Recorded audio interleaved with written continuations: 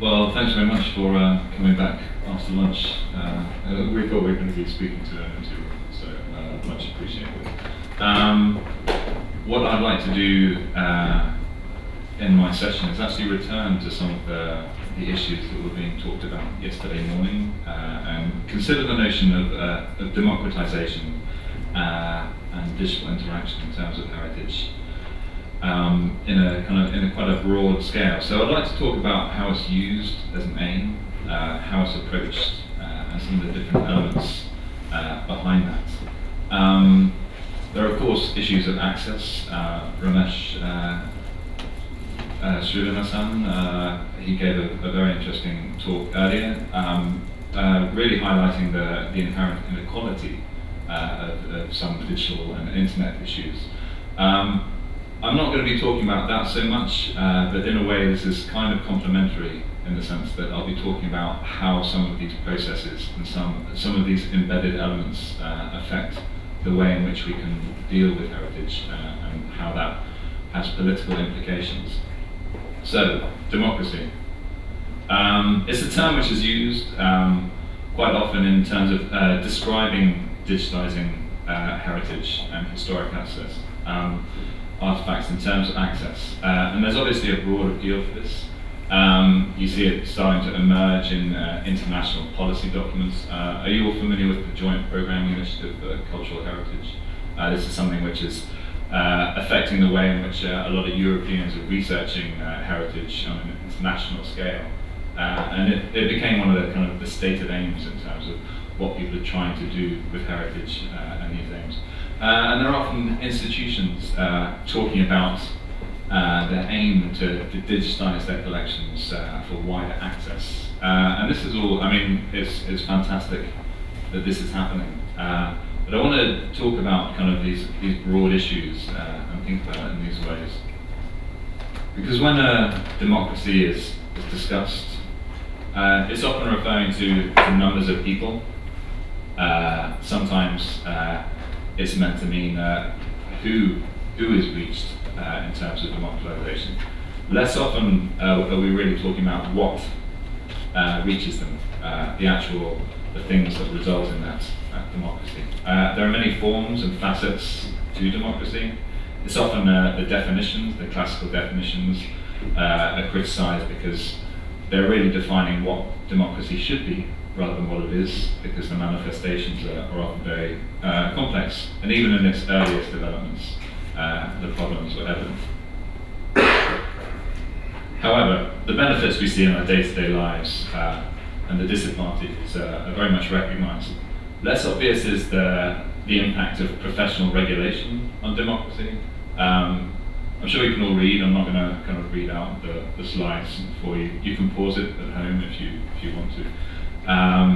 But basically, I mean, what we're learning from this, and this source here, this is not a particularly radical text. It was actually a textbook on comparative politics. So I was going through something which was generally accepted. But then we start to see that the more professional we become, to an extent, the better we become at what we do. The bigger this challenge, the harder it is to democratize certain things because of the regulations which we find where we have to develop ourselves. So all of a sudden, with this increasing professionalism, you can actually promote a lack of democracy. It can promote marginalization in various different ways. So one notion which I'd like to talk about, are you familiar with the concept of authorized heritage discourse? There are some nods, some shakes. All right. Well, I'll just go through it very briefly. And it's this idea that there's a dominant approach to heritage. It's been institutionally constituted. So the problem with this is it starts to marginalize non-expert views that are outside institutions. Specifically regarding the nature and meaning of what heritage is as a concept. So then you end up with the very grand country houses and maybe some of the smaller issues, some of the issues of cultural identity on smaller scales, which are not really represented as much So this has implications in terms of reinforcing and legitimizing a dominant worldview, particularly in terms of social issues. So then things like class, culture, and national identity are all affected by this. So whatever the extent you agree with this, you can start to see that heritage is implicitly political. And by conceiving this as a process, you can start to see where digitization can develop democracy and democratization in certain ways, but also undermine it in other ways. So this diagram is really just a very simple, it's based on a kind of a communication model, viewing heritage as a communicative practice. There's no feedback processes, it's very simple, but some of these red elements are involved in that. What we start to see here is the things like the traditional didactic model in a museum gallery of a display case.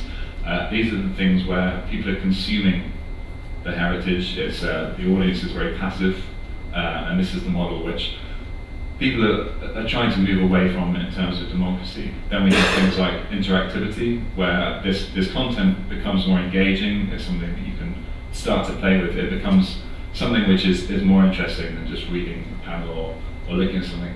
Then you start to see things like multiple narratives. You can read that there isn't one truth, but there are different things that you're still able to judge for yourself what you want from that, leading to participation and so on and so forth. So when we start to see digitization, we start to see a lot of increased activity, a lot of democratization at this far end, this consumer end of how heritage can be decoded. With digital interaction, we start to see more interpretation, people responding to different things, offering their own meanings, being able to interact and start to contribute to the process.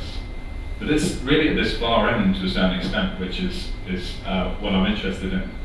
And this starts to think about how we define what heritage is, whose heritage we're really talking about, and the terms, the ways in which we think about it. And to a certain extent, the more engaging, the more exciting things are at this consumer end, the more it reinforces and the more it naturalizes these very profound issues of what heritage is and who's being represented by that heritage. There are various factors which affect this, so things like the research, technological plausibility and social need aren't always integrated. That has to come from different ways. In terms of commissioning, I mean, it's an expensive business. Who pays for it? Who has the resources to pay for this is particularly an issue. And then along with that, outside the money issue, there's also the time and expertise. So you start to see these barriers raised implicitly through no intention, but all of a sudden it becomes harder to actually get to these naturalized processes of defining the terms of what heritage is. And then issues like training, the amount of time it takes for you to develop the skills to do a lot of the digitization. And then I've just put choices, which is perhaps not is a rather odd term. What I mean is some of these problems aren't insurmountable. We've had some talks today where people have done some imaginative things to counteract them. But if you're not aware of the political implications of what's happening, then you're in a situation where these things can really start to issue. So if you say we're going to democratize, we're going to digitize everything, then it becomes a situation where it's the object, there are certain biases implicit in the way in which you're doing it by not making a choice, because then you're just taking maybe a digital image of the object. It becomes very much a material focus, and then you're left with a dominant narrative, just not necessarily one you've chosen. So I'm going to give a few examples. I hope it'll be clear from the outset that I'm talking about quite implicit processes, so I'm not trying to point fingers at people, I'm not trying to criticize them, I'm just trying to come up with examples where these things are particularly problematic and people have had to make choices in quite difficult situations. So in terms of funding, we look at this as from a European Union 7th Framework Programme. This is one of the briefs for the Information and Communication Technology program, when they were talking about looking at heritage, it was very much to do with thinking about the ground, the impression we've got these extraordinary cultural resources, these very exciting things, and we want to focus on those. It was very much to do with education, using heritage as a way to educate people, not necessarily issues of cultural identity, which didn't really come up so much. So again, kind of reinforcing certain ideas of how heritage can be used and what it really means in that respect. And there are also situations where it seems very much that things are being democratized. In terms of Wikipedia, which has been mentioned, again, doing some very exciting things to make heritage more engaging, to make it more participatory. So here they're talking about the Wiki Loves Monuments competition, where pretty much anyone could take photographs of monuments, upload them, all the work was done by volunteers, and then it became this participative practice. But because of their mandate not to produce original material, they had to define the scope of their competition. So what you see here is a map in Paris of listed buildings. What you see here are links to listed buildings in England, Scotland and Wales, which is a screen grab from the competition. So all of a sudden, by creating something which is very open and very flat and participatory at one end of the scale, it's further defined and further normalized this idea of what is considered heritage, and reinforced this notion of how heritage is seen, often in communities which are changing. So I don't want to, I'm probably coming close to time. All right, I whizzed through, it was a lot longer in the practice. But so on these occasions, it's an opportunity to mobilize people, but then when it comes to it, we see this communication network, and these things don't necessarily connect with the deeper end of these things. So I just wanted to raise a few questions in this session, thinking about returning to this idea of beyond control, what we mean by control, and how control can be conceived. But can heritage institutions release more control? It's always the element that they're the authoritative expert.